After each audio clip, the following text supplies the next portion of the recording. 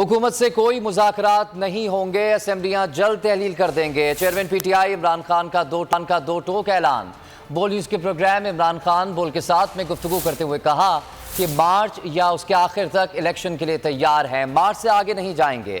یہ نہ مانے تو اسمبلیاں تحلیل کر دیں گے۔ بجٹ کے بعد الیکشن کا سوال ہی پیدا نہیں ہوتا۔ پرویز الہی پوری طرح ہمارے ساتھ ہیں، انہوں نے مجھے اختیار دیا ہے، جب چاہوں گا اسمبلیاں تحلیل کر دوں گا۔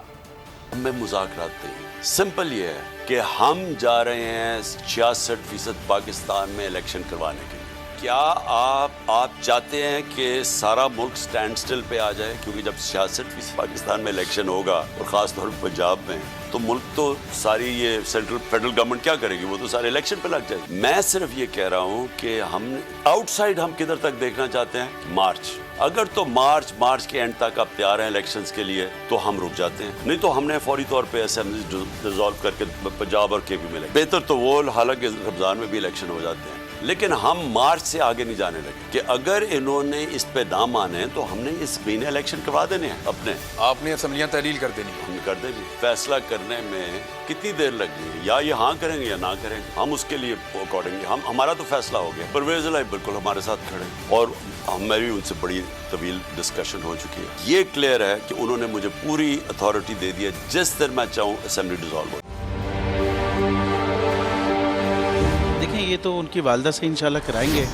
ابھی جو ملک کی صورتحال ہے وہ آپ کے سامنے ہے۔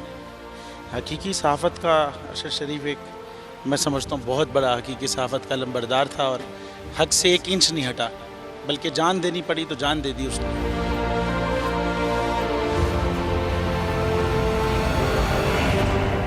تو یہ یادگار کیا ہمارے دلوں میں رہتا ہے، یہ تو صرف ایک دستک دیتی رہے گی یادگار۔ میں سمجھتا ہوں کہ جو رکے تو کوہ گراں تھے ہم، جو چلے تو جہاں سے گزر گئے، رہے یار ہم نے قدم قدم تجھے یادگار بنا دیا۔ یہ ارشد شریف کے لیے میرے خیال ہے لکھا گیا ہے۔